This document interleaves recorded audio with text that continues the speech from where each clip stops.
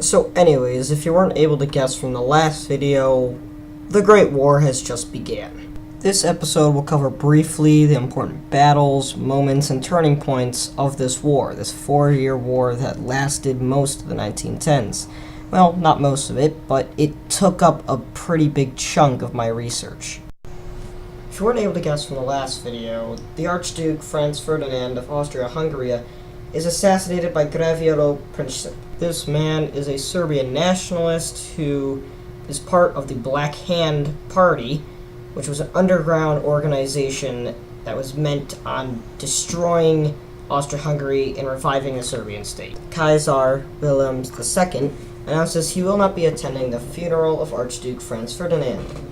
His main reason is still unclear to this day.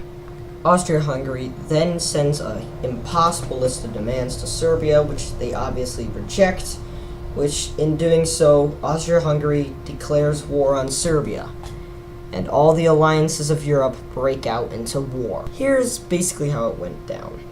So, Austria-Hungary declared war on Serbia, which its independence was guaranteed by Russia. Russia was part of the Entente, Germany was part of the Central Powers. Germany backs up Austria-Hungary by declaring war on Russia, then Russia brings in France, and it's all hell from there. On August the 1st, Germany declares war on Russia, which is seen as the beginning of World War I. Every nation in Europe mobilizes immediately. Everyone is ready because this was anticipated. For many years before, there was so much tension. Remember the Zamburn and Ajibir crises? Well, they played a large role. This was tensions, and this was the breaking point. This war would basically determine the rest of the 20th century. On August 5th, Germany would declare war on Belgium and execute the Schlieffen Plan, which was meant to be a quick execution of France so they can go work on Russia while they're just getting ready to mobilize. On this day also, Montenegro declares war on Austria-Hungary, and Zeppelins are used for the first time by the German military in military bombings. By the way, previously, Germany made a secret deal with the Ottoman Empire, making sure that the Ottoman Empire's independence would be guaranteed. On August 6th, Austria-Hungary declares war on Russia, and also on August 5th, the Battle of Liege happens. On August 7th, the Battle of Mulhouse would happen. France launched its first attack of the war, and its attempt to recover Alsace from Germany, beginning the Battle of the Frontiers. On August 9th, the first U-boat to sink in the war occurs by the British Navy. I also forgot to mention this part of the war. Belgium's independence was guaranteed by Britain, which meant that if Germany declared war on Belgium, it would immediately pull in Britain to the war.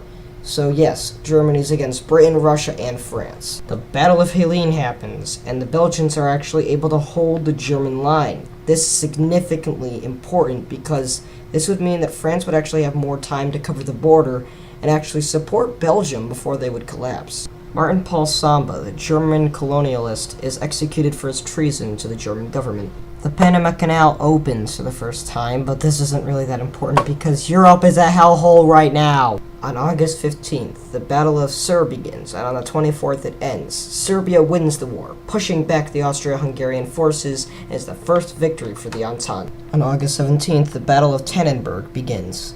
Here are a few of the battles that occurred in this month. Germany occupies Brussels.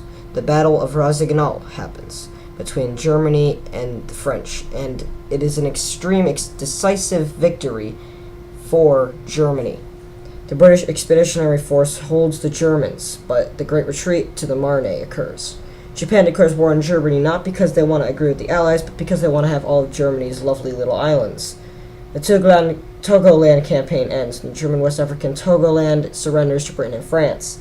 Battle of Rio de Oro occurs, Battle of Lake Gattu, Battle of Tannenberg, Battle of Heligoland, and Battle of St. Quentin all occur. Whew, that is a lot. We just began and we're already 4 minutes in. Holy crap. On the 1st of September, St. Petersburg is renamed Petrograd, and also the very last passenger pigeon on the planet in the Cincinnati Zoo dies of old age. William, the Prince of Albania, resigns from his position due to opposition from his rule. September 5th, and the London Agreement is formed between the Entente. Oh my god, this is going to be so painful. Man, I've got to edit all of this. It's going to be taking forever. On September the 5th, the attack on the Marne, the counterattack by the British and French, ends the German advance towards Paris. Then, on September 7th, Turkey declares war on Belgium. On September 17th, the race to the seas begins. On September 25th, the Battle of Albert would occur. The very day after that, the United States founds the FTC, and 2 days later, the Battle of Osnay occurs. In October, the 1914 Burdur earthquake occurs in Turkey, and the Manifesto of the 1903 is signed, supporting the early German war effort. On October 9th, the Siege of Antwerp begins. On October 16th, the Battle of Yser. On October 19th, the First Battle of Ypres begins, and the race to the sea effectively ends. The Battle of Pening, Malaya begins, and also, on October 27th, the super dreadnought battleship HMS Audacious, as a 23,400-ton ship, is sunk off the coast of Tory Island, northwest of Ireland. October 31st, and the Battle of Vistula River concludes in Russian victory over German and Austro-Hungarian forces around Warsaw. On the 1st of November, the Battle of Coronel begins. On November 5th, France declares war on Turkey. The United Kingdom annexes Cyprus. The Battle of Tanga ends. Adelphi Fidelte is founded as Greek social fraternity at Syracuse University in the United States, which is, ironically, where I live. On November 7th, the Siege of Tsingtao ends. The Battle of Cocos begins.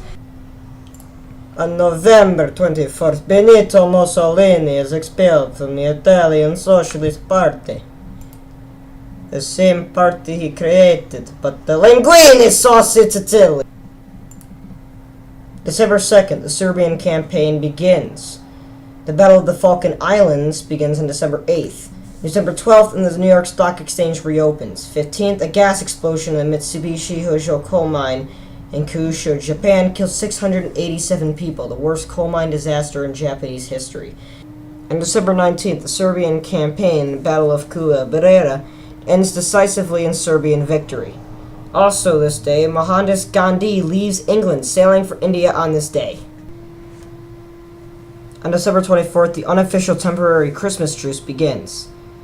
On December 25th, the Cuxhaven raid occurs. Now, I've decided to end it here because I really cannot complete World War I in just one episode. If that were to happen, it would likely be 30-40 minutes, and I don't have that kind of time. So, I am going to be dividing this up again into sections. It's going to get confusing. I'm very sorry, because I'm probably going to divide it up as this one, 1914, 1915, and 16 will be the same. They'll be included as that time of World War II that no one cares about, and then 1917 and 1918. This one will probably just be the shortest. It's because this one's the beginning of the war, and this is where probably most of the action happens until 1918. So yes, I am dividing it into part 1 of 4, that is also part 1 of 3 in the 1910s, which is episode 2 out of 10. I am very sorry how confusing this is, and I apologize, but it's 8 minutes and 30 seconds right now, so I kind of had to finish it. Anyways, good night. I'll try to make another video, hopefully before this weekend ends, because right now it's Saturday. And if I don't, probably gonna take a little while, because I got essays to do. I gotta read this book. This one here, hopefully you can hear it. That's me hitting it. Okay, bye.